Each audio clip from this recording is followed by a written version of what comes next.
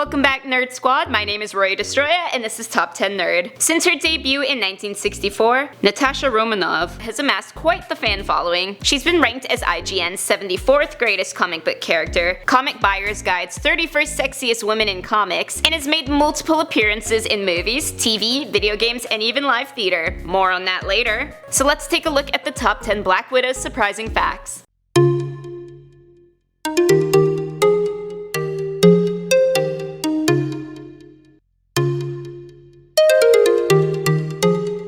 In the number 10 spot, she is actually a widow. It's not just the name, guys. Natasha has had some very notable relationships, including those with Winter Soldier, Captain America, Daredevil, and more. But before all of this happened, back in Russia, she had an arranged marriage to a man named Alexei Shostakov, who was a test pilot. Natasha was led to believe that her husband died during an experiment, while instead he became the Red Guardian. Eventually, the Red Guardian had a clash with the Avengers and died for real this time, truthfully widowing Black Widow. Coming in at number 9 is the first Black Widow. Although definitely the most famous, Natasha isn't the original Black Widow, nor is she the last for that matter. The very first Black Widow was actually a woman named Clairvoyant, who, you guessed it, she had psychic abilities. Super creative with the name there. The character first appeared in Mystic Comics number 4 in 1940, over 20 years before Natasha would take up the mantle of Black Widow, and she was actually quite the violent anti-hero, who murders evildoers and delivers their souls to Satan. Back when violence and Satan were kind of taboo topics, we can see why this character was eventually scrapped. Next up at number 8 is her original appearance. Especially for the newer fans, Black Widow is most recognizable through her black tights and red hair. But when she was introduced in the 60s, she wasn't actually even in costume, but rather in evening wear and a veil, and she had shorter black hair, a little reminiscent of Cruella de Vil to be honest. The character received a makeover in 1970 for The Amazing Spider-Man number 86, with shoulder-length red hair, wristbands that shot webs, and the trademark skin-tight costume. In the number 7 spot, she's going to be in Marvel Universe Live Age of Heroes. Going back to what I said in the intro, Black Widow and the Avengers are going to be gracing the stages, hopefully in a theater near you. The show has debuted this summer 2017 and is a 90-minute live arena show revolving around the Avengers, X-Men, and Spider-Man racing to find pieces of the shattered cosmic cube before Loki can get his hands on them. Plus, tickets range from about $25 to $100, so they're pretty affordable for live theater. Coming in at number 6 is her movie fail. We got this close to having a Black Widow movie, but unfortunately that plan was halted.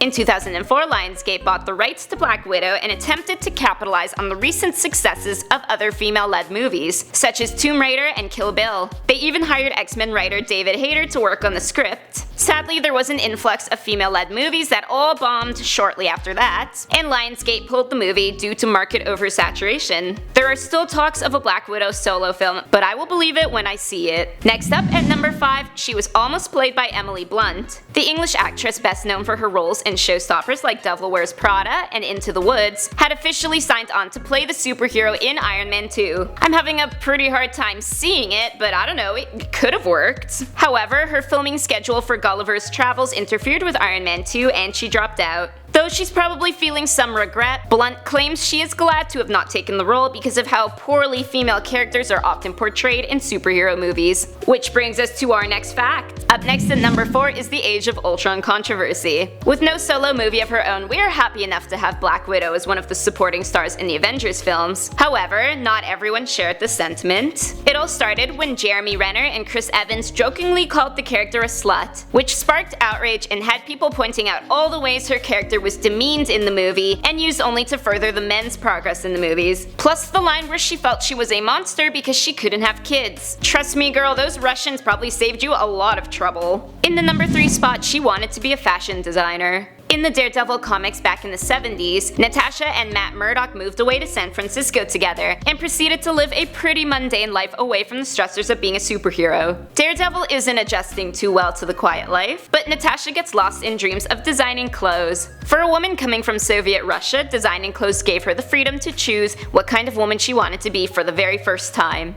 Coming in at number 2, she's not actually a ballerina, although it would make a lot of sense for her to be a ballerina, and she even had memories of it in Age of Ultron. It turns out that Natasha remembering her past as a ballerina was a false memory implanted in her from her time training in the Red Room. She only thought she was a ballerina as a cover-up, when truthfully her skills were the result of technological enhancements. And finally, in the number 1 spot, she once killed Hawkeye's whole family. Black Widow and Hawkeye usually have a very close relationship. They've had flings in the past. They've fought beside each other for a very long time. But when Black Widow's character was reimagined in the Ultimate Universe, she became a double agent and infiltrated the Avengers while partnering up with Loki to take over the world. And part of this plan was murdering the family of one of her oldest friends, Hawkeye.